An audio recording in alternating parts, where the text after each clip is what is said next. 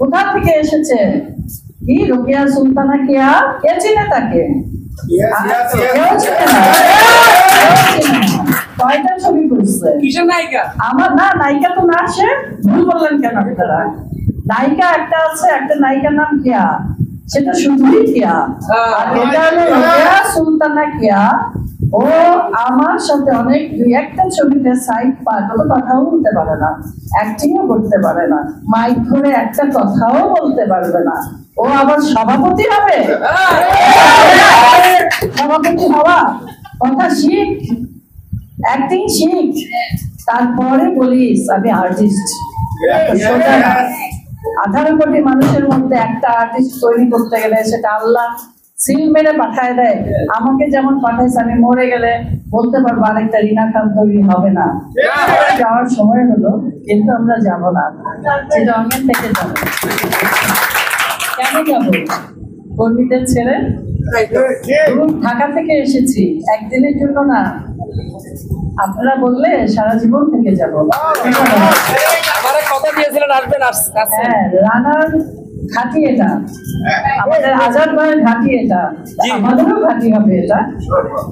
তো এখানে যারা আছেন, আমাদের সভাপতি, সভানেত্রী এবং নেতৃবৃন্দ, মঞ্চে যারা ভূমিষ্ঠ আছেন, সবাইকে আমার সালাম। একসাথেই বলে দিলাম সালাম, আলাদা আলাদা করে দিলে রাত 12টা বেজে যাবে। তো যা শেষ ভালো তার সব ভালো। এত গরমে কষ্ট করে শেষমেশ আমি যখন বক্তব্য দিব তখন এসিটা চালু হলো,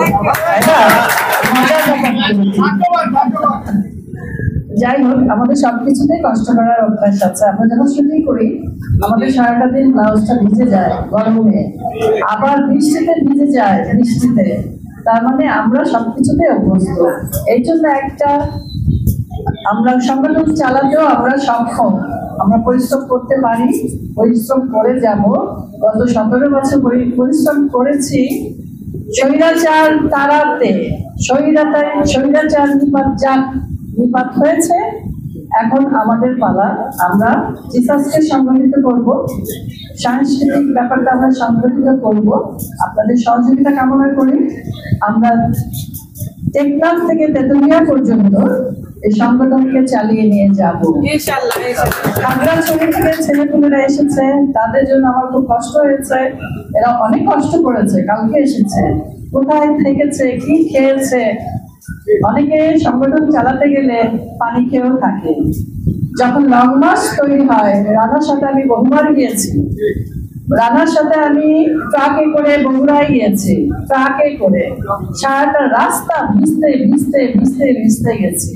আবার সেই ভিজা অবস্থায় আমাদের নেত্রীর সাথে দেখা করছি তার ওই সার্কিট হাউসে। তো এই অভ্যাস আমাদের আছে, সিলেট গিয়েছি, সব জায়গায় গিয়েছি। রানা থাকলে ভালো হতো, জানি না ওপার থেকে রানা দেখছে কিনা। তাকে আমরা ভালোবেসে যাব, তার সংগঠনটাকে আমরা ঠিক রাখবো। কোথা থেকে এসেছে? কি রোকেয়া সুলতানা কেয়া? কে চিনে তাকে? কেউ চিনে না। কয়টা ছবি করছে? আমার না, নায়িকা তো না। সে ভুল বললেন কেন আপনারা? নায়িকা একটা আছে, একটা নায়িকার নাম কেয়া, সেটা শুধুই কেয়া। আর এটা হলো রোকেয়া সুলতানা কেয়া।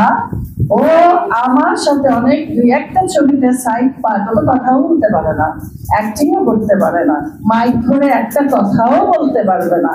ও আবার সভাপতি হবে। সভাপতি হওয়া, কথা শিখ, অ্যাক্টিং শিখ, তারপরে বলিস আমি আর্টিস্ট। সোজা না। 18 কোটি মানুষের মধ্যে একটা আর্টিস্ট তৈরি করতে গেলে সেটা আল্লাহ সিল মেরে পাঠায় দেয়। আমাকে যেমন পাঠাইছে, আমি মরে গেলে বলতে পারবো আরেকটা রিনা খান তৈরি হবে না। সেই রকম এটা আল্লাহর কাছে হাজার শুকরিয়া।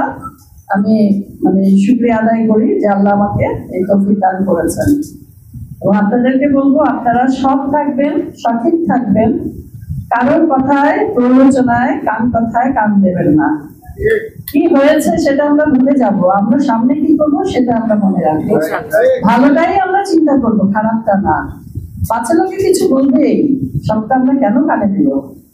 ওকে আগে বলে যান, রানাকে মনে রাখুন, রিনাকে মনে রাখুন, রিনাকে মনে রাখুন। আমাদের সংগঠনের সবাইকে মনে রাখুন। আর বেশি বক্তব্য বাড়াবো না, তো সবাইকে ধন্যবাদ।